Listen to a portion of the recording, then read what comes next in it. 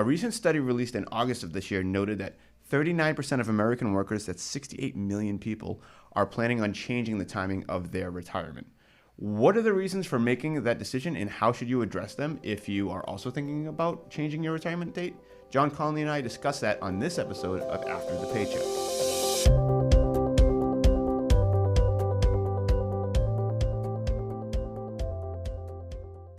Welcome to After the Paycheck, the series dedicated to helping people to and through their retirement process. This week I am here with John Conley, partner here at Rubino & Lang Wealth Partners. Always a pleasure to be here with you, Adam. I'm glad to have you. This week we are going to discuss a topic that we when this article that came out in August, we both saw it and said, okay, wow, this is really interesting and something we should discuss with a lot of people that are currently talking to you in the firm and everything. There are people that have, with everything going on in the world right now, are reassessing when they need to retire or when they think they need to retire. Sure. Yeah, that Forbes article, I believe it said, 39% of people polled are changing their retirement date.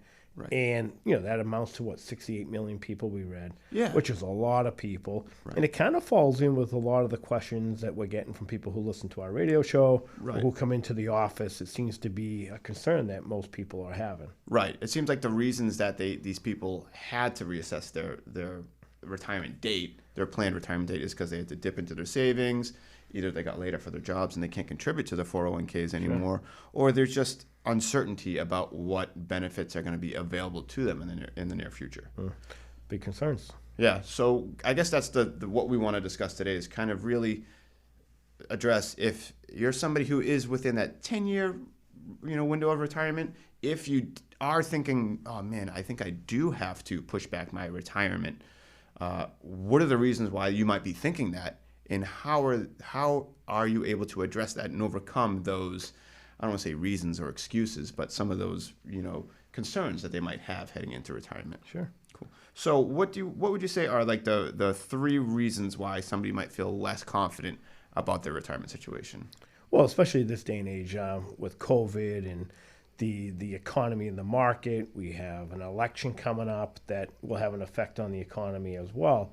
And I think people are uncertain, where in the first quarter of 2020, COVID happened and the market corrected itself. And I think people's savings, their retirement accounts took a big hit.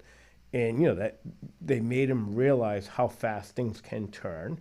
Not everything goes up. We've been on a nice little run for a few years here. Right. So I think it kind of made people realize that, or make them feel weaker or vulnerable, so to say. And I think some people are considering pushing off retirement because maybe they haven't saved enough. Maybe they would taking on too much risk, trying to catch up, trying to take on risk, get higher returns to make up for some of those years that they might not have been contributing enough to their retirement. And then when it corrected, it hurt them even more so. Right. Okay, they were taking on too much risk. And then I think some people are just they're unsure of where they stand. Right. They don't have a plan in place. They don't have an advisor. They might be a great saver and contributing to their 401k, but they might not have a plan in place that shows them that they can retire with confidence. And that's important to have that plan. So let's get into that creating that plan or understanding, okay, here are the steps I need to get to kind of that knowing what I need to do next. And I think one of the first things we have to discuss is understanding what your costs are going to be in retirement, right? Sure. Like anytime you're doing retirement planning, you want to kind of get an indication of what are your expenses going to be in retirement? Right. How do I foresee myself spending retirement? Am I down in Florida for 6 months? Am I just up here spending time with the grandkids and going to all their sporting events and all their events, and maybe not be a snowbird down in Florida? Right. But you want to get a good idea of what your expenses are going to be and where's your income going to come from. Mm-hmm. And is there a gap there between the two? How are we going to fill that gap? Right. Back in the day, there used to be the three-legged stool that we talk about all the time. And one of the legs of the stool was a pension. People would get a pension. The other leg was Social Security. Right. And then the third leg of that stool was what you saved in your withdrawals from that savings made up that third leg. Well, today, pensions are almost a thing of the past. Right. Social Security, which we'll talk about, is in question. So that puts more of an onus on your savings and your investments. That has to be, that's going to be paramount of how much you saved and how much you have to count on to withdraw from your portfolio. What's a way that I can, if I am someone nearing retirement, I need to calculate those expenses? Like what are some things I also need to consider? Like not just like you said, like monthly income, but you said inflation and stuff like that. There's cost of living advantages and stuff like that. Is there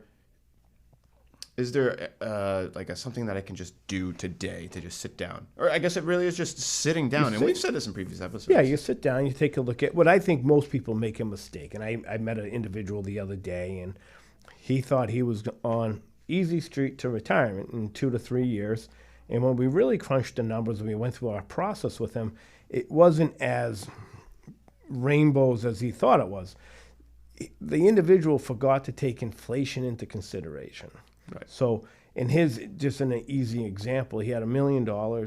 He needed 80 grand to live on. He was going to collect 40,000 between him and his wife from Social Security. So the way he looked at it was, I only need 40,000 from my million each year, which is a 4% rate of return, just to take 4% off the top, keep principal alive, or protect the principal. But he didn't take in taxes. He didn't take in inflation. So that 40,000 today might be 55,000 in 10 years. That's a much different withdrawal rate. Now it's 5.5%, plus you owe taxes on that withdrawal.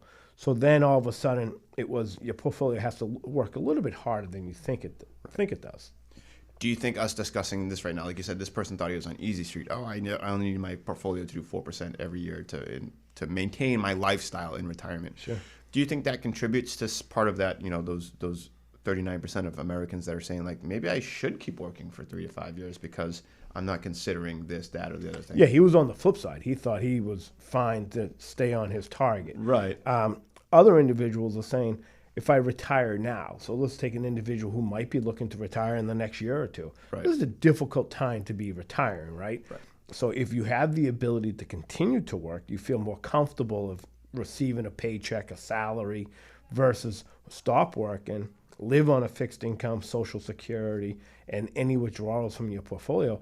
That means your portfolio is now having to work for you in an uncertain time, right? We're seeing volatility. So there's a thing called sequence of return. So if the market's going down your first 2 or 3 years in retirement and you're making withdrawals in that time period, Right. well, that's a different scenario than if the market was going up for 2 or 3 years and you're making withdrawals. Right. So some people are concerned about coming down that home stretch today in such uncertain times.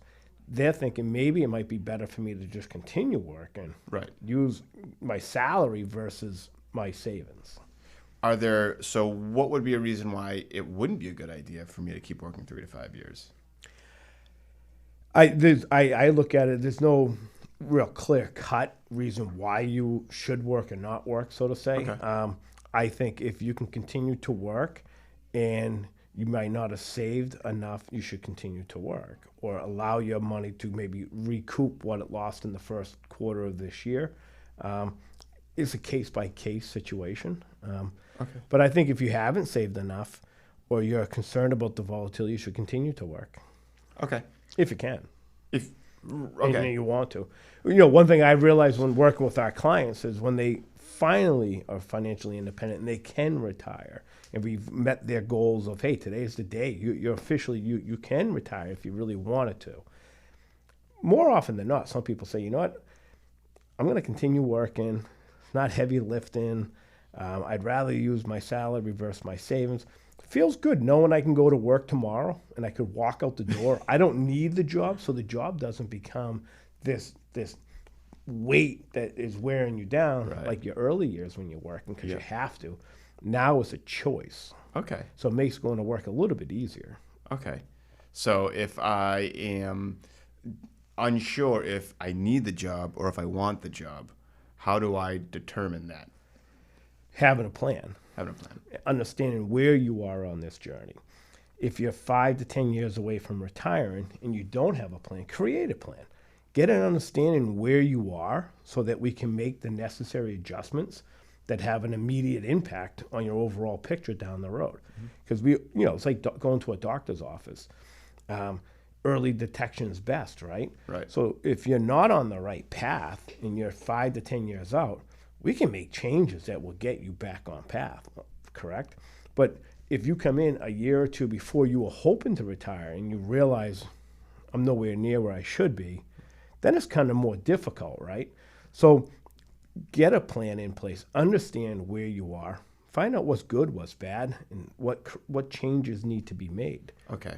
So you're making the distinction between you might still want to work for 3 to 5 years, but if you're not, that doesn't mean you should delay on having some sort of an exit plan for your retirement. Like, if you haven't saved enough already, what is your change going to be that is going to make you all of a sudden be ready to retire in 3 to 4 years, other than just, I'm upping my contributions, right?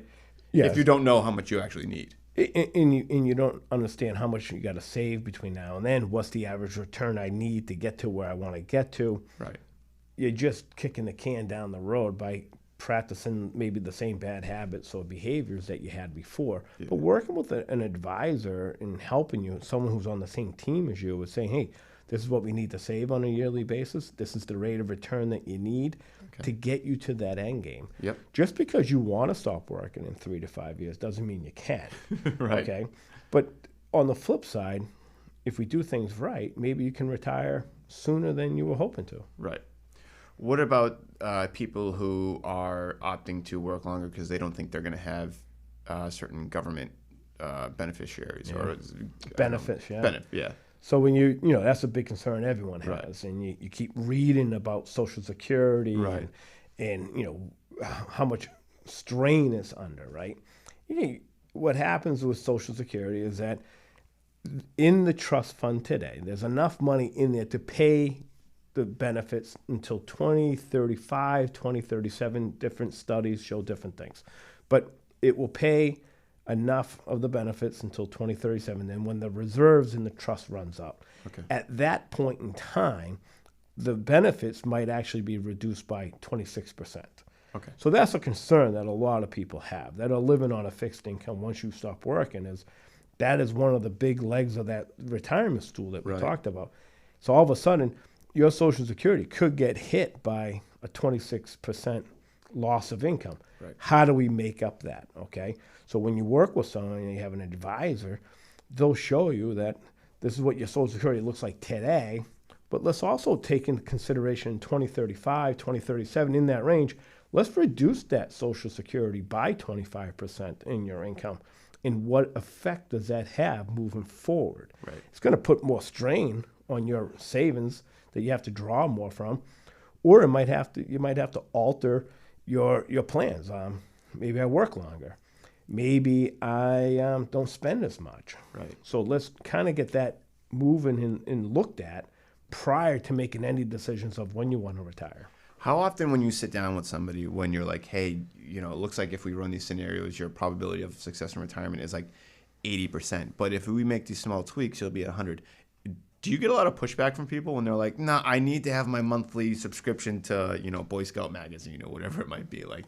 I think as you get older, you start to realize that you can go without, right? Yep. And what I try to tell my clients before they retire, and we're coming down that nitty gritty, like we're there, we know we're there. Yep. But, anytime I have to drive, like I'll use my parents as an example. They had to drive somewhere that was uncomfortable for them or somewhere they don't go all that often. They used to take the Saturday and drive out to wherever they were going for Thursday to get a dry run. Yep. Yeah. And I would say dry run's not a bad idea. It makes you more comfortable with it. So before you retire, why don't we take a dry run on spending? Let's start practicing your spending habits. If all of a sudden you're spending $80,000 a year today, and your retirement goal was, when I stop working, I'm only going to have to spend $60,000. Well, let's start practicing that. Where are we going to cut things out? How are you can you live like that? Is it comfortable for you? Let's do a dry run before you officially kind of kick the can and call it quits, cold turkey. Right.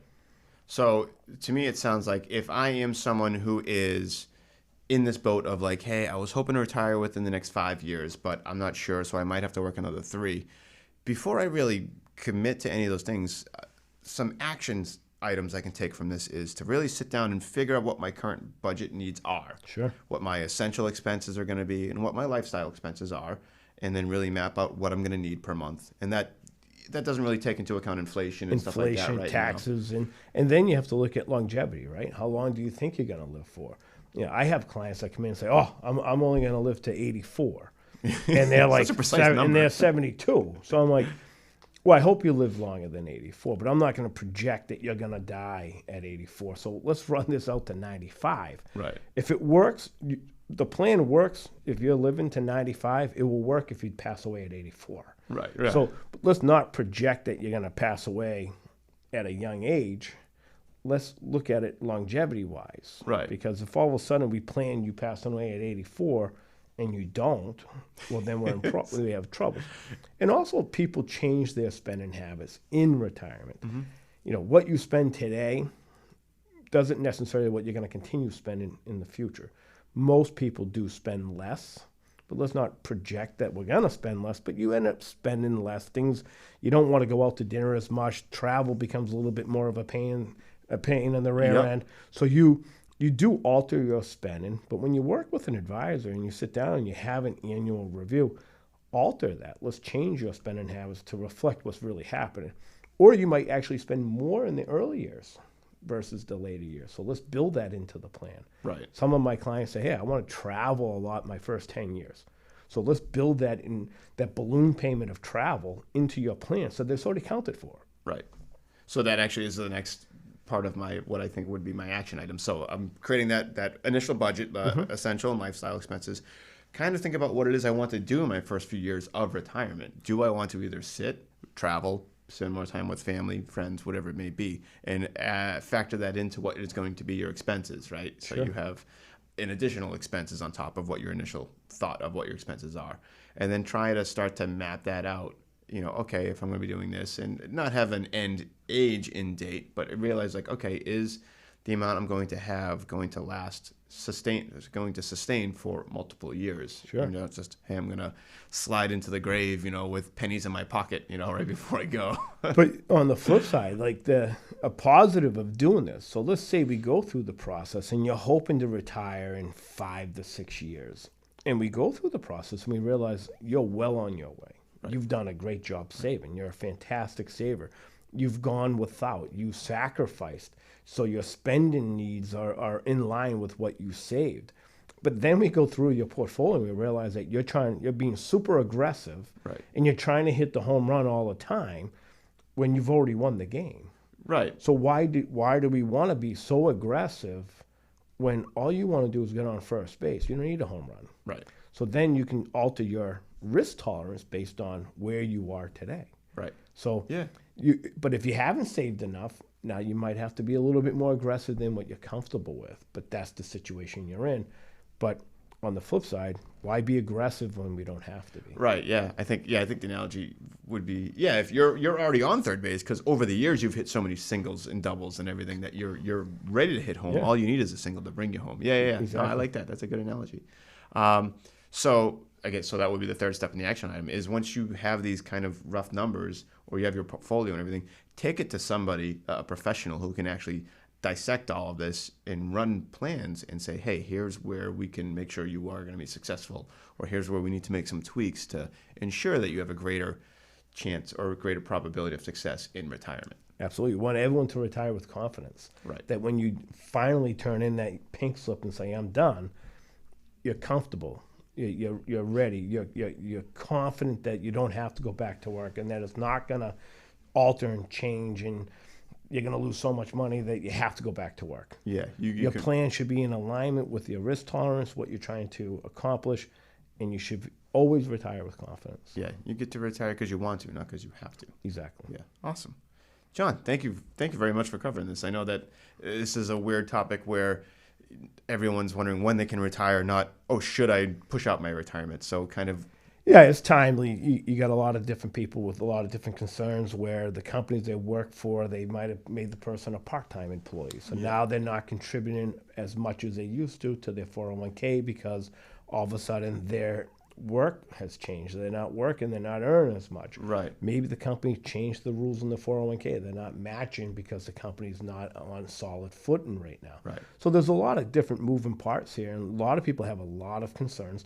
And I encourage everyone to reach out, talk to an advisor. There's no such thing as a foolish question. Right. Seek advice, get advice. I always say measure twice, cut once.